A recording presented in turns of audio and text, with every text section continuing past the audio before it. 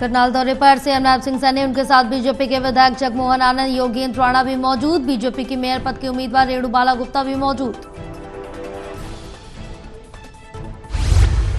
निकाय चुनाव के बीच बीजेपी ने बागियों के खिलाफ एक्शन लेते हुए 78 नेताओं को पार्टी से 6 साल के लिए निष्कासित किया। इसमें गुरुग्राम के 44, मानेसर के 33 और पटौदी का एक नेता शामिल।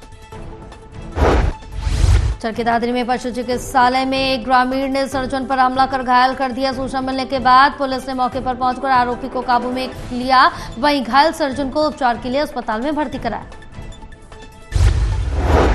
सोमवीर गांव काकड़ोली सरदार स्थित पशु चिकित्सालय में बतौर सर्जन तैनात है। वो घर से अस्पताल पहुंचे थे। इस दौरान जब वो अपने कमरे में जाकर बैठे तो किसी ग्रामीण ने आकर झगड़ा किया और बात कहासुनी तक पहुंच गई।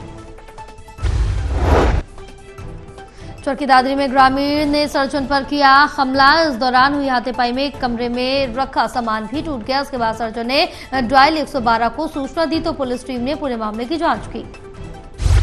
करनाल के नीलोखेड़ी रेलवे स्टेशन के पास एक बड़ा हादसा होते होते टल गया। पैसेंजर ट्रेन यात्रियों को कुरुक्षेत्र से दिल्ली लेकर जा रही थी। तभी नीलोखेड़ी के पास तकनीकी कारणों से पैसेंजर ट्रेन एक डिब्बा ट्रेन का अचानक से पटरी से उतर गया। पैसेंजर ट्रेन का एक डिब्बा रेलवे की पटरी से उतर गया। हालांकि आनन फानन में आवाज सुनकर ट्रेन को रोक दिया गया, जिससे बड़ा हादसा टल गया। इस हादसे के बाद अन्य ट्रेनों के लिए रास्ते को साफ किया गया।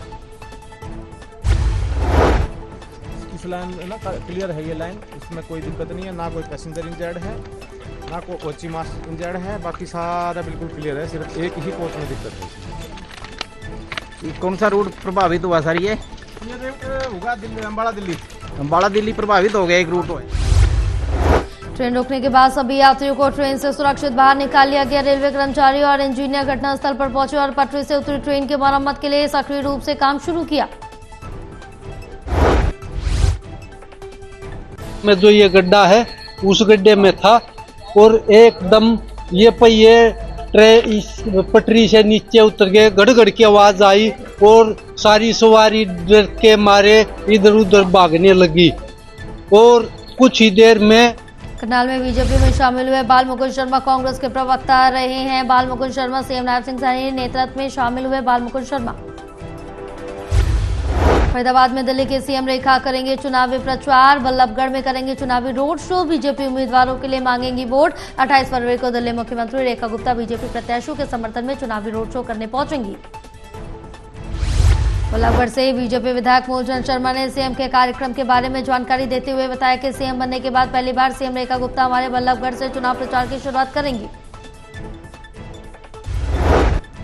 हरियाणा में गुरुग्राम के होटल में युवक और युवती के शव बिस्तर पर पड़े मिले। दोनों की छाती पर एक एक गोली लगी हुई थी। पुलिस ने उनके बगल से ही पिस्टल भी बरामद की। मामले की जांच में जुटी पुलिस।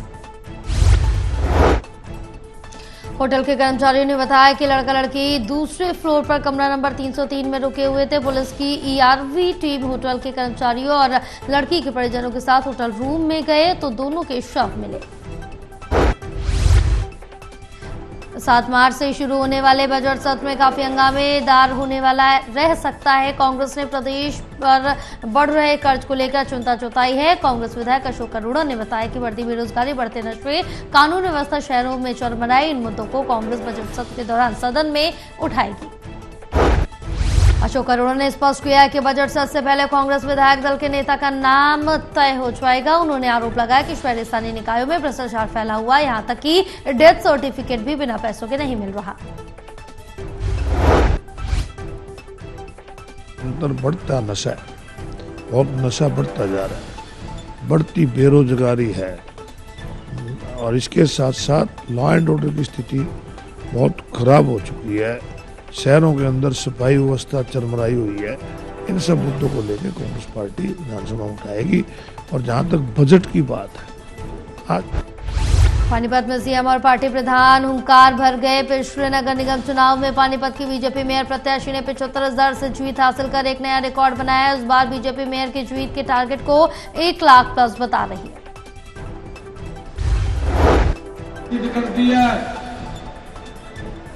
12 तारीख को जब रिजल्ट आएगा, ये ट्रिपल इंजन की सरकार पानीपत में बन। हरियाणा में निकाय चुनाव होने वाले हैं, जिसे लेकर पार्टियां जोर शोर से तैयारियों में जुटी हुई हैं। वही कारण है कि मुख्यमंत्री और पार्टी प्रदेश अध्यक्ष समेत कई बड़े नेताओं ने पानीपत में मेयर प्रत्याशी की नामांकन रैली के बाद रोड शो किया।